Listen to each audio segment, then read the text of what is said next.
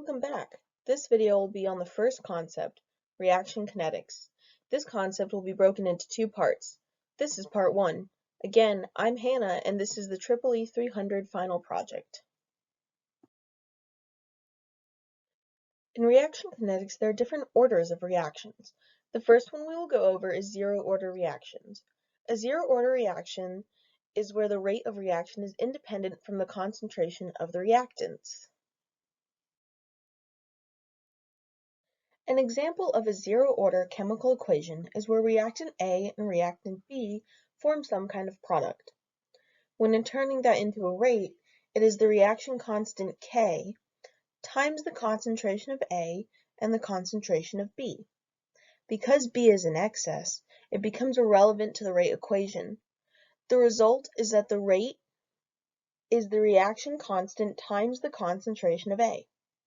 When put into differential form, the change in A over time equals the reaction constant times the concentration of A. Because it is a zeroth order reaction, A is actually raised to the 0 power, which means it equals 1. Going back to the definition of a zero-order reaction, the rate is now independent from the concentration of the reactants because it equals just the reaction constant. Because this project will be focusing on decay, the rate equation shown is negative, indicating that the compound is decaying.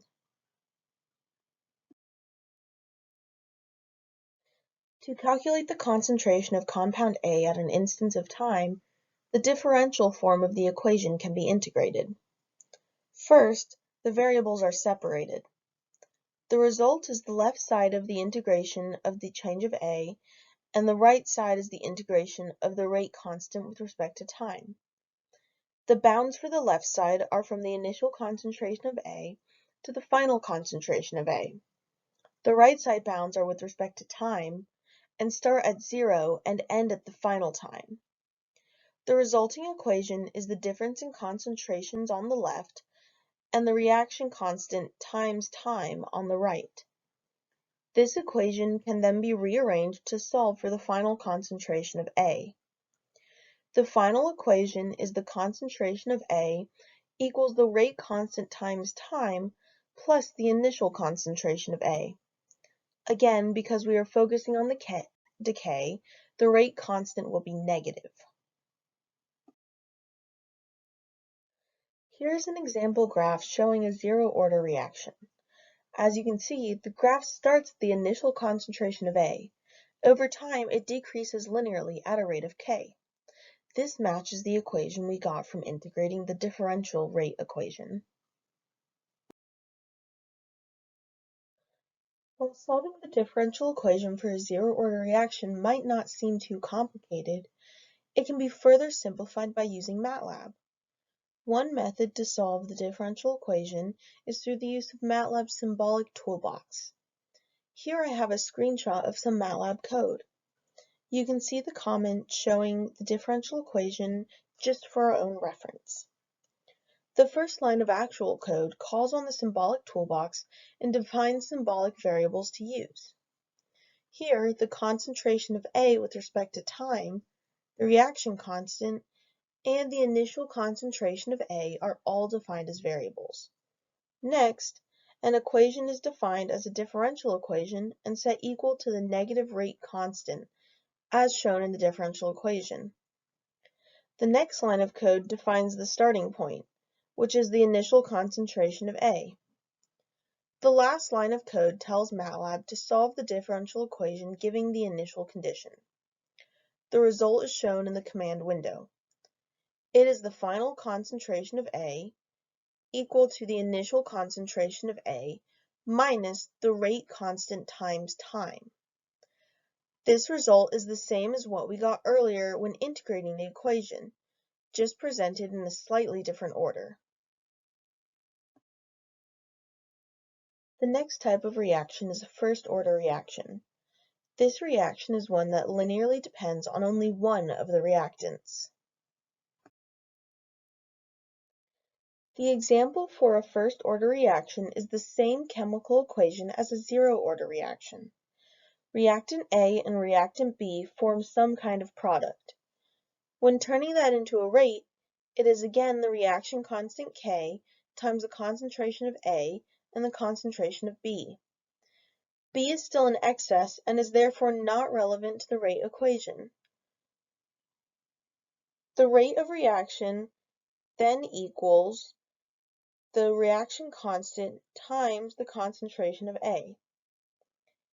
In differential form, the change in A over time equals the reaction constant times the concentration of A. Because it is a first-order reaction, A is raised to the first power. The equation is again presented with a negative sign to represent decay. The differential rate equation can be integrated to calculate the concentration of compound A at a point in time. The first step is to separate the variables. This time the left side is 1 over the concentration of A with respect to A. The right side remains the same as for a zero-order reaction and is the integration of the rate constant with respect to time. The bounds for the left side are again from the initial concentration of A to the final concentration of A. The right side bounds also start at 0 and end at the final time. The resulting equation is the difference in concentrations on the left side and the reaction constant times time on the right. However, the left side of the equation has a natural log in each term.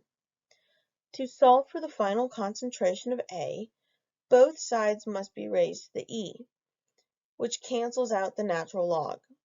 Once done, the equation can be rearranged to solve for the final concentration of A. The final equation is the concentration of A equals the initial concentration of A times e to the negative rate constant times time. Here's an example of the graph. As you can see, it is not linear but instead exponential. That is because time is in the exponent in the integrated first-order reaction equation. Just like a zeroth-order reaction, a first-order reaction can be solved using MATLAB's symbolic toolbox. The first line of code defines the symbols being used. Here, the equation being used is the reaction constant multiplied by the concentration of A with respect to time. The initial condition is still A0. Dsolve tells MATLAB to solve the equation with the initial condition. The result is A0 times e to the negative k times t. MATLAB represents e with exp, so while the output may look different from the solution we got integrated by hand, it is actually the same. The next order of reaction we will go over is a second-order reaction. In a second-order reaction, the exponents in the rate law must equal 2 when they are summed. Unlike the other orders we've covered, this definition leaves room for multiple forms of the equation. For example, A can be raised to the first power and B can be raised to the first power in an equation to give a sum of 2 in the exponents. Or A can be raised to the second power and B to the 0 power, which also gives a sum of 2. This next section will go over these two scenarios. The first scenario we will cover is the one we use throughout the semester, where the initial concentrations of A and B are equal. Because they are starting out equal, the concentration of B in the rate equation can be replaced with A, leaving the final rate equation to be the concentration of A squared times the rate constant. When turned into differential form, the change in concentration of A over time equals the rate constant times A squared. Because we're focusing on decay, the equation is negative. The concentration of compound A at an instance of time can again be found by integrating the differential equation. The variables are first separated to give 1 over A squared with respect to A on the left side, and negative k with respect to t on the right side. The left side bounds are the initial concentration of A to the final concentration of A, and the right side bounds are time 0 to final time. The resulting equation can then be solved for the final concentration of A to give 1 over A equals the rate constant plus 1 over the initial concentration of A raised to the power of t. Here's an example of what the graph of a second-order equation could look like. It is drawn compared to a first-order reaction graph, where the second-order reaction appears much shallower over time. Just like a zero and forced-order reaction, this form of a second-order reaction can be solved using MATLAB. Again, the symbolic variables are defined in the first line of code. The next line has the equation for this second-order reaction, which is the negative rate constant times the concentration of A squared.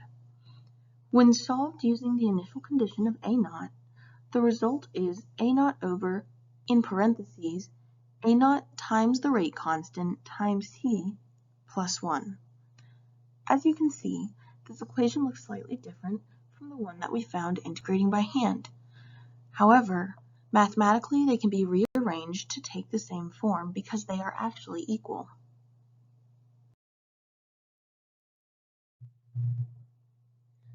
The other form of a second-order reaction is where the concentrations of A and B are not initially equal. As a result, B cannot be replaced with A in the rate equation, and the concentration of A becomes dependent on two rates. This type of second-order reaction was not heavily covered in class, so I will only go over it briefly to give you a quick overview. Like the other forms, the differential equation can be integrated. The equation is the change in A over time equals the negative rate constant times the concentration of A times the concentration of B. As per usual, the variables are first separated to get A on one side, giving the change in A over A times B on the left side. The right side is the same as all of the examples, the negative rate constant with respect to time. The integration for this equation is complex, but the result is 1 over the initial concentration of B minus the initial concentration of A times the natural log of A naught times B divided by B naught times A. This is all equal to the rate constant times T. Now that you understand reaction kinetics, we will apply the concepts that you have learned to our case study of chlorine decay in water. Chlorine decay follows a first-order reaction. That means that the rate equation is the reaction constant times the chlorine concentration. This equation is the same as the one you saw earlier when reviewing first-order reactions, but instead of the compound being represented by A, it is represented by Cl for chlorine. Since the topic is chlorine decay in water, the rate is negative. When turned into a differential equation, the change in chlorine concentration over time is equal to the negative reaction constant times the chlorine concentration. When integrated, the final solution is the same as we derived earlier, only with Cl replacing A and Cl naught replacing A naught. The resulting equation is chlorine concentration equals the initial concentration of chlorine times e to the negative rate constant times time. The illustration on this slide shows a pipe with water flowing through it. As you can see, there is chlorine in the water. As it travels along the pipe, it will interact with its environment and form harmless byproducts, thus reducing the concentration of just chlorine in the water. In 2003, Castro and Neves studied this interaction of chlorine in the drinking water system in their work titled Chlorine Decay in Water Distribution Systems Case Study, LUSADA Network. It was published in the Electronic Journal of Environmental, Agricultural, and Food Chemistry. This source was used to provide a greater understanding of chlorine decay in water and connect the fundamentals of reaction kinetics to the topic. Future presentations will go more in depth on the modeling of chlorine decay in water and what factors influence it. This concludes the first part of the first concept, reaction kinetics. Please follow the link, which is also posted, to take the quiz. It is on a Google form. After selecting your answers, hit the Submit button at the bottom of the page. Once submitted, you will be given the option to view the correct answers, and see how you did. Please feel free to take the quiz as many times as you would like. All material on the quiz was covered in this presentation.